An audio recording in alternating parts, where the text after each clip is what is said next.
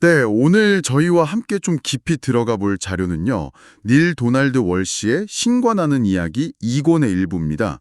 네, 이게 청취자께서 저희에게 공유해 주신 내용인데요. 국가 간에 왜 이렇게 끊임없이 갈등이 있고 어떻게 하면 평화를 이룰 수 있을까? 이런 질문에서 시작해서요. 어쩌면 그 답이 우리 사회나 개인의 동기부여 방식, 여기에 뭔가 깊숙이 연결되어 있을지도 모른다. 이런 상당히 뭐랄까 도발적인 질문까지 던지고 있습니다. 그래서 오늘 이 자료를 보면서 국가 간 갈등의 진짜 뿌리가 뭔지, 또 저자가 제시하는 좀 파격적일 수도 있는 정치적 해법은 어떤 건지, 그리고 왜 결국에는 우리 의식의 어떤 근본적인 변화가 필요하다고 말하는지 그 통찰을 함께 찾아보는 시간을 갖겠습니다. 자, 그럼 바로 시작해 볼까요? 네, 이 흥미로운 이야기 속으로 한번 같이 들어가 보시죠. 우선 이 책에서는요, 국가들 사이에 뭐 의견 차이가 있다, 불화가 있다, 이거 자체는 사실 문제가 아니라고 봐요. 오히려 뭐랄까, 서로 다른 개성, 다른 관점을 가졌으니까 그건 자연스럽다, 이렇게 이야기하죠. 네, 그렇죠. 다양성의 표현이라는 거죠. 맞아요. 그런데 그런 차이를 폭력, 그러니까 전쟁으로 풀려고 하는 거, 이거는 명백히 미숙한 방식이다. 이렇게 딱 짚어서 얘기합니다. 근데 왜 인류는 계속 이 미숙한 선택을 반복할까요? 여기에 대한 저자의 진단이 놀랍도록 간단해요. 네, 각 나라가 이번에는 우리가 이길 수 있어. 이렇게 믿기 때문이라는 거죠. 아주 단순 명료하게 지적합니다. 정말 단순하네요. 근데 또 설득력이 있고요. 네, 바로 그 지점에서 이 책이 제안하는 단기적이면서도 상당히 급진적인 해결책이 나옵니다. 크게 두 가지인데요. 첫째는 판결을 내리면 그 결과를 무시할 수 없는 아주 강력한 국제사법재판소를 만들자는 거고요. 그리고 둘째는 실질적인 어떤 집행 능력, 군사력 같은 걸 갖춘 세계 평화 유지군, 이걸 보유한 일종의 통합된 세계 정부 시스템을 구축하자는 겁니다. 세계 정부요. 네. 핵심 아이디어는 이거예요. 지금처럼 개별 국가가 힘을 휘두르는 게 아니라 이 행성 전체 국가들의 연합체, 거기에 힘의 중심을 두자는 거죠. 그러니까 어떤 나라도 다른 나라를 함부로 일방적으로 침략할 생각조차 못하게 만들자는 겁니다. 이야, 세계 정부라. 그 구상 자체만으로도 현재의 어떤 힘의 균형을 완전히 뒤흔드는 이야기인데요.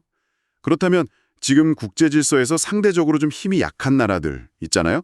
그런 약소국들한테는 이런 시스템이 구체적으로 어떤 변화를 가져다 줄 거라고 이 책은 설명하나요?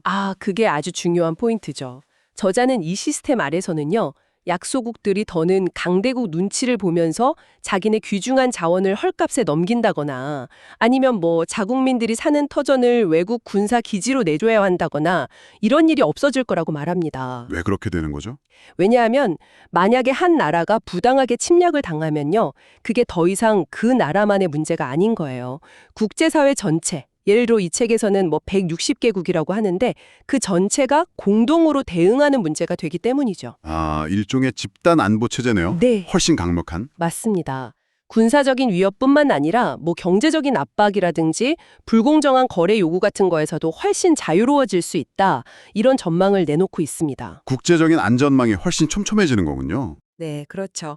물론 이런 구상에 대해서 그러면 개별 국가의 고유한 주권이나 독립성이 약해지는 거 아니냐 이런 반론이 있을 수 있다는 걸 저자도 알고 있어요. 네, 그럴 수 있겠네요. 하지만 오히려 힘이 아니라 정의 그리고 법의 원칙이 지배하는 그런 새로운 질서 속에서야말로 모든 국가의 목소리가 진짜로 동등하게 존중받을 수 있다 이렇게 반박합니다. 지금처럼 몇몇 강대국의 세계 자원의 흐름을 막 쥐락펴락하는 그런 구조가 깨지고 자원에 대한 접근성이 훨씬 공평해질 수 있다는 거죠. 이 책에서 쓴 비유가 참 와닿는데 놀이터를 평평하게 고르는 작업이라고 표현해요. 놀이터 평탄화 작업. 네.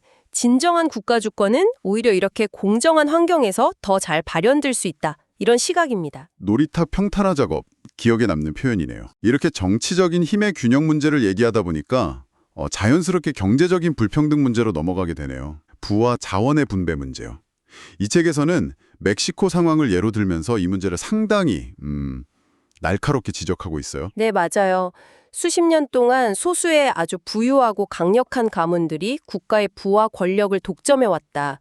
그래서 선거마저 그냥 형식적인 절차가 되어버리고 실질적인 정치 경쟁은 가로막혀온 현실을 비판하죠. 그 결과가 뭐냐?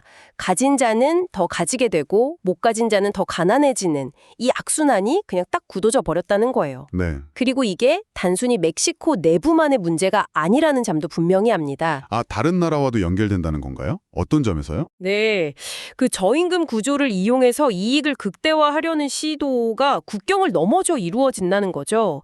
예를 들면 시간당 임금을 조금만 올려달라 이런 노동자들의 정말 기본적인 요구조차도 우리가 일자리 주는 것만으로도 감사해야지 이런 논리로 묵살된다는 거예요. 실제로는 소수의 자본가나 기업 소유주들이 그 덕에 막대한 이윤을 챙기는 시스템이라는 걸 지적하죠. 심지어 미국 같은 선진국 기업들조차도 더 낮은 임금, 더 느슨한 환경 규제 이런 걸 찾아서 멕시코나 다른 개발도상국으로 공장을 옮기고요. 그럼 그곳 노동자들은 아주 열악하고 위험한 환경에 노출되는 거죠. 가진 자들의 이익을 위해서 시스템이 어떻게 돌아가는지를 보여주는 사례라고 할 수 있습니다. 듣고 보니 정말 좀 안타까운 현실인데요. 이런 극심한 불평등이 계속되면 결국 어떤 결과를 낳을 거라고 이 책은 보나요? 이 책은 아주 명확하게 경고합니다. 이런 식의 착취 구조가 계속된다면 결국에는 혁명이나 내전 같은 극단적인 갈등으로 터져 나올 수밖에 없다는 거예요. 가진 자들이 뭐 기회를 제공한다 이런 좋은 말로 포장하면서 실제로는 못 따진 자들의 기본적인 권리마저 외면하는 한 평화로운 공존은 불가능하다는 거죠. 무서운 경고네요. 그런데 바로 여기서 아주 근본적이면서도 좀 어려운 질문이 나옵니다. 어떤 질문이죠? 만약에요, 부와 자원이 지금보다 훨씬 더 공정하게 분배된다면 사람들이 더 나은 삶을 위해서 아니면 더 많은 걸 얻기 위해서 열심히 노력하려는 그 동기 자체가 약해지지 않을까요? 뭐 모두가 다 비슷하게 가지는데 누가 굳이 더 애쓰려고 하겠어요? 이런 반론 흔히 듣잖아요. 아, 네네. 정말 많이 듣는 이야기죠. 일할 의욕이 떨어질 거다. 네, 맞아요. 그 질문은 이 논의의 어떻게 보면 핵심을 꿰뚫는 질문인데요. 하지만 이 책의 저자는요, 이 문제를 단순히 누가 게으르고 누가 부지런한가 이런 문제로 몰아가는 것 자체가 현실을 왜곡하는 좀 유치한 프레임이라고 딱 잘라 말합니다. 유치하다고요? 네. 특히 그런 주장은 주로 이미 많은 걸 가진 사람들이 현재 시스템을 정당화하려고 사용하는 논리라고 비판하죠.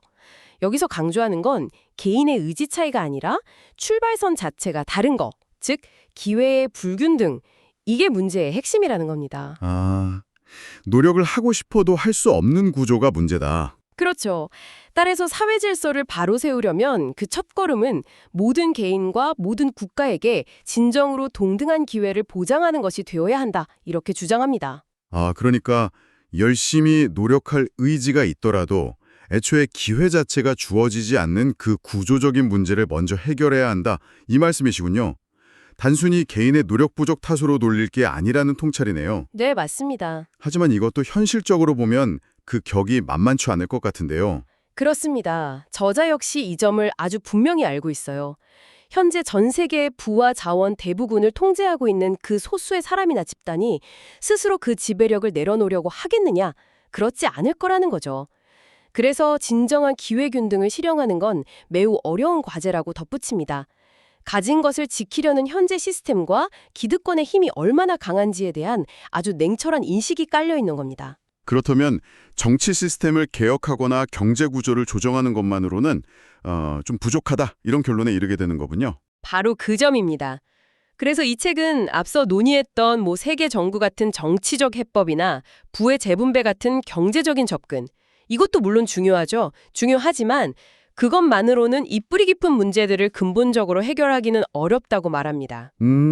단기적인 처방은 될 수 있어도요? 네, 단기적인 증상 완화는 될 수 있겠지만 진짜 장기적인 해법, 어쩌면 유일하게 효과가 있을 궁극적인 해결책은 바로 우리의 의식 수준에서 일어나는 새로운 자각이라고 강조합니다. 의식의 전환. 이게 조금 막연하게 들릴 수도 있을 것 같은데요. 구체적으로 어떤 변화를 의미하는 걸까요? 쉽게 비유하자면요. 세상을 바라보는 안경 자체를 바꾸는 것과 좀 비슷하다고 할 수 있어요. 예전에는 나, 그리고 너, 우리나라, 그리고 다른 나라. 이걸 철저하게 분리하고 서로 경쟁하는 그런 렌즈를 통해서 세상을 봤다면 이제는 아니, 우리 모두는 근본적으로 다 연결된 하나야 라는 자각, 그리고 경쟁보다는 사랑이나 이해에 기반한 새로운 렌즈로 세상을 바라보는 것, 그런 전환을 의미하는 거죠. 안경을 바꿔 쓴다. 야, 흥미로운 비유네요. 그럼 그 새로운 안경을 쓰면 세상이 어떻게 다르게 보이나요? 우선 현재 우리 사회가 성공했다 또는 위대하다라고 여기는 그 기준들이 대부분 잘못 설정되어 있다고 지적합니다. 잘못 설정되어 있다고요? 네, 더 많은 돈, 더 높은 권력, 더 비싼 물건, 이런 물질적이고 외적인 보상에 우리의 동기가 잘못 맞춰져 있다는 거죠. 그리고 바로 이 잘못된 우선순위 설정, 이게 빈곤, 전쟁, 환경 파괴 등등 우리가 겪는 거의 모든 문제의 근본 원인이다 이렇게 진단합니다. 그렇다면 아까 그 질문으로 돌아가서요. 물질적인 욕구가 충족되면 동기가 사라지는 걸까요? 기본적인 의식주가 해결되면 사람들은 그냥 안주하게 될까요? 저자는 그렇지 않다고 답합니다. 모든 사람의 기본적인 의식주 문제가 해결되고 경제적인 불안이 사라진다고 해서 인간의 동기 자체가 없어지는 건 아니라고 말해요. 아, 그래요? 네, 다만 동기의 종류가 달라진다는 거죠. 종류가 달라진다. 네, 생존을 위한 투쟁이나 남보다 더 많이 가지려는 그런 경쟁적인 동기가 아니라 내면의 성장, 그리고 자신의 잠재력을 실현하는 것. 즉, 이 책의 표현을 빌리자면 참된 위대성을 추구하는 훨씬 더 고차원적인 동기로 변화한다는 겁니다. 아하, 결국 더 나은 삶이라는 그 개념 자체를 우리가 다시 정의해야 한다. 이런 이야기로 가는군요. 이 책에서도 그 점을 아주 분명히 하죠. 더 낫다는 걸 단순히 더 큰 집, 더 많은 돈, 더 강한 권력, 이렇게 외적인 소유로 정의하는 한 우리는 현재의 문제들을 계속 반복할 수밖에 없다고요. 맞습니다. 대신에 자신의 존재 자체를 더 깊이 경험하고 자신의 잠재력을 더 충만하게 표현하는 것, 이것을 더 나은 것으로 새롭게 정의해야 한다고 제안합니다. 그리고 삶이라는 것 자체에 대한 관점도 바꿔야 한다고 말하죠. 그냥 태어나서 죽을 때까지의 이 짧은 기간이 아니라 영원히 지속되는 존재, 비잉, 이 한 과정으로 이해해야 한다고요. 정확합니다. 바로 그런 관점을 바탕으로 해서 저자는 현재 인류를 의식 수준에 따라 크게 4그룹으로 나누어 설명해요. 네 그룹이요. 네. 첫 번째 그룹은 가장 수가 많고요. 매일매일 먹고 자는, 그야말로 기본적인 생존 자체를 위해 투쟁하는 분들입니다. 두 번째 그룹은 생존 기반은 어느 정도 마련했지만 더 안정적인 삶, 더 나은 미래를 위해서 여전히 끊임없이 노력하고 또 불안해하는 사람들이고요.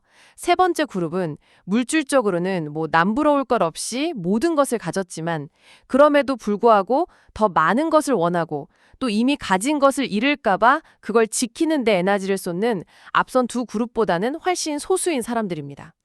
두고 보니 앞에 세 그룹은 처한 상황의 정도 차이는 있겠지만 결국은 다 외부적인 조건이나 물질적인 소유에 삶의 초점이 맞춰져 있다는 공통점이 있네요.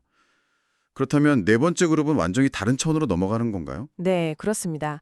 이 네 번째 그룹은 전체 인류 중에서 가장 수가 적다고 묘사되는데요. 이분들은 물질적인 것에 대한 집착에서 비교적 자유로워져서 삶의 중심을, 영적인 진실을 탐구하고 내면의 성장을 경험하고 또 자신의 본질을 실현하는 데 두는 사람들이라고 설명합니다. 아, 이분들에게 삶은 더 이상 생존이나 소유를 위한 어떤 투쟁이 아니에요. 자신의 존재 이유를 발견하고 참된 자아를 표현해 나가는 영적인 여정, 비잉 자체가 되는 거죠. 관심의 초점이 자연스럽게 물질적인 행위에서 영적인 존재로 이동하는 겁니다. 이야, 정말 흥미로운데요? 관심의 무게중심이 몸에서 영혼으로, 세속적인 것에서 영적인 것으로 옮겨가는 거군요. 그렇게 되면 당연히 성공이나 위대함의 기준도 완전히 달라지겠네요. 누가 얼마나 많이 가졌는가가 아니라 그 사람이 자신의 참된 모습을 얼마나 깊이 이해하고 표현하는가, 이게 중요해지겠군요. 바로 그렇죠. 부를 막 독점하거나 과시하려는 욕망 자체가 어쩌면 좀 무의미해질 수도 있겠고요. 바로 그 지점입니다. 이 책은 그런 의식의 전환이 보편화된 세상의 모습을 그리고 있어요. 세상의 모든 자원은 특정 개인이나 국가의 소유물이 아니라 본래 우리 모두가 함께 누려야 할 공동의 것이라는 인식이 당연해질 것이라고 말합니다. 모두의 것. 네. 이 행성의 풍요로움은 우리 모두를 만족시키기에 충분하다는 그런 깊은 신뢰가 바탕이 되는 거죠. 따라서 모든 사람의 기본적인 필요는 당연히 충족될 것이고 심지어는 세금이라는 제도 자체가 필요 없어질지도 모른다고까지 이야기합니다. 세금도요? 와. 왜냐하면 모두가 자발적으로 자신이 가진 풍요를 다른 이들과 나누려고 할 것이기 때문이죠. 수천, 수만 명의 사람들이 굶주림으로 죽어가는 걸 알면서도 외면하는 이 책에서 도덕적 추잡성이라고까지 표현했던데요. 그런 일들이 더 이상 일어나지 않는 세상. 어떻게 보면 너무 이상적으로 들리기도 하는데요. 네, 물론 이상적으로 들릴 수 있습니다. 하지만 저자는 이것이 단순한 희망사항이 아니라 의식 전환의 필연적인 결과라고 주장해요. 그런 세상에서는 사람들을 움직이는 새로운 동기가 등장하는데 그것은 바로 신성 그 자체를 물질 세계에 표현하는 것이 될 것이라고 말합니다. 신성을 표현한다. 네, 여기서 신성이란 어떤 특정 종류의 개념이라기보다는 우리 각자가 본래 가지고 태어난 무한한 잠재력, 창조성, 사랑과 같은 참된 자기 자신, 그것을 의미하는 것으로 해석할 수 있어요. 아, 참된 나 자신? 그렇죠. 즉, 본래의 자기다운 모습으로 살아가는 것, 그 자체가 최고의 동기가 된다는 거죠.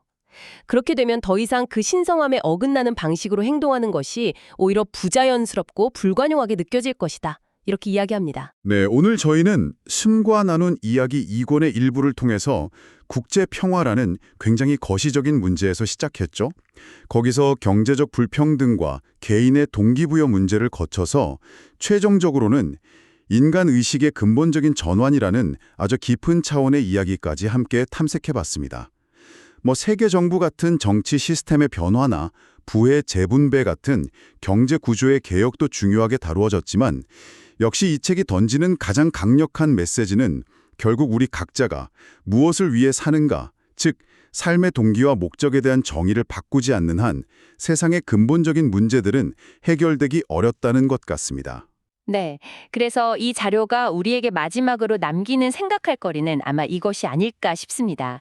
만약에요, 우리의 삶의 궁극적인 동기가 물질적인 성공이나 타인과의 경쟁에서 이기는 것이 아니라 이 책의 표현처럼 자신의 신성함을 표현하는 것, 즉 가장 참된 나 자신을 실현하는 것이 된다면 우리 각자의 일상 그리고 우리가 속한 사회 전체는 구체적으로 어떤 모습으로 변화하게 될까요?